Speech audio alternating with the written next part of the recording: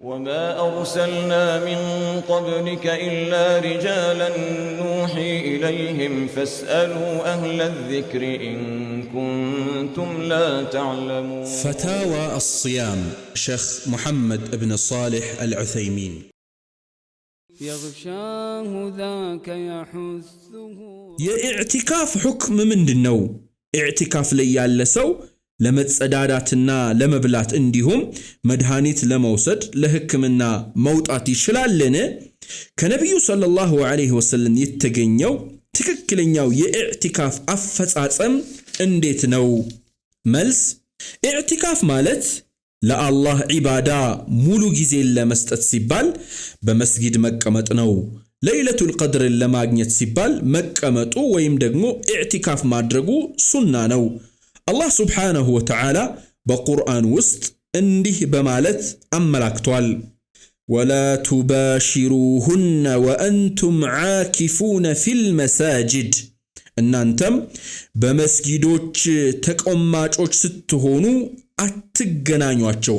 ነቢዩ ሰለላሁ ዐለይሂ ወሰለምና ሰሓቦቻቸውም ከሳቸው ጋር ኢዕቲካፍ ማድረጋቸውን በቡኻሪ በሙስሊምና በሌሎችም ተዘግቧል። የኢዕቲካፍ ሱናነት እንዳለ ነው፣ አልተሻረም። አኢሻ ረዲየላሁ ዐንሃ እንዲህ ብላለች፣ ነቢዩ ሰለላሁ ዐለይሂ ወሰለም ከረመዳን የመጨረሻዎቹን 10 ቀናት እስከ ዕለተ ሞታቸው ኢዕቲካፍ ሲያደርጉ ነበር። እሳቸው ከሞቱ በኋላም ሚስቶቻቸውም ኢዕቲካፍ አደረጉ። ቡኻሪና ሙስሊም ዘግበውታል። አቡ ሰዒድን አልኹድሪ ረዲየላሁ ዐንሁ እንዲህ ብለዋል፣ ነቢዩ ሰለላሁ ዐለይሂ ወሰለም ከረመዳን የመጀመሪያዎቹን 10 ቀናት ኢዕቲካፍ አደረጉ። ከዚያም የመካከለኞቹን 10 ቀናት ኢዕቲካፍ አደረጉ። ከዚያም እንዲህ አሉ፣ ይህችን ሌሊት ማለትም ለይለተል ቀድርን ለመፈለግ ብዬ የመጀመሪያዎቹን 10 ቀናት ኢዕቲካፍ አደረኩኝ። ከዚያም የመካከለኛዎቹን 10 ቀናት ኢዕቲካፍ አደረኩኝ። ከዚያም ኢዕቲካፍ ለማድረግ ስመጣ እሷ ወይም ለይለተል ቀድር በመጨረሻዎቹ 10 ቀናት ውስጥ ናት ተባልኩኝ። ከናንተ ውስጥ ኢዕቲካፍ ማድረግ የፈለገ ሰው ያድርግ። ቡኻሪ ዘግበውታል። ሰዎችም ከሳቸው ጋር ኢዕቲካፍ አደረጉ። ኢማሙ አሕመድ ኢዕቲካፍ ሱና መሆኑን የሚቃወም አንድ ዓሊም መኖሩን አላውቅም ብለዋል። ስለ ኢዕቲካፍ በቁርአን በሐዲስ ማስረጃም ሆነ በኢጅማዕ ሱናነቱ የተረጋገጠ ነው። ኢዕቲካፍ የሚደረገው በማንኛውም አገርና ቦታ በሚገኝ ጀማዓ ጁሙዓ በሚሰገድበት መስጂድ ውስጥ ነው።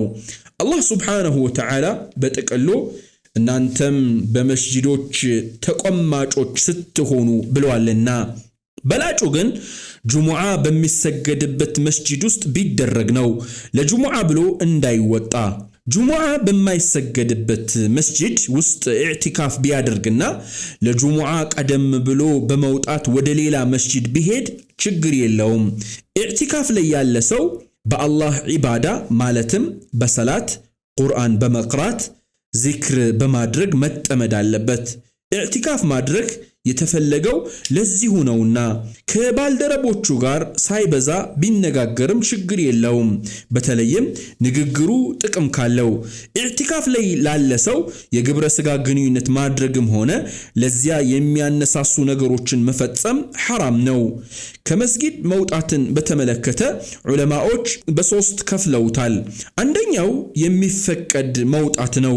ይህም ለእርሱ ብሎ መውጣቱ በሸሪዓ ወይም በተፈጥሮ ግዴታ ለሆነ ነገር ነው። ለምሳሌ ለጁሙዓ ሰላት መውጣት የሚያመጣለት ሰው ከሌለ ለምግብ መውጣት፣ ለውዱዕ ግዴታ ለሆኑ ትጥበቶች፣ ለመጸዳዳትና ለመሽናት መውጣት ይችላል። ሁለተኛው አይነት ግዴታ ላልሆኑ ዒባዳዎች ለምሳሌ በሽተኛን ለመጠየቅ፣ ጀናዛን ለመሸኘትና ለመቅበር እና ለመሳሰሉት ነገሮች መጀመሪያ ኢዕቲካፉን ሲጀምር ለነዚህ ነገሮች እወጣለሁ ብሎ ሸርጥ ወይም ደግሞ ቅድመ መስፈርት ካደረገ መውጣት ይችላል፣ አለበዚያ መውጣት አይችልም። ሶስተኛው ኢዕቲካፍን ለሚያበላሽ ነገር መውጣት ነው።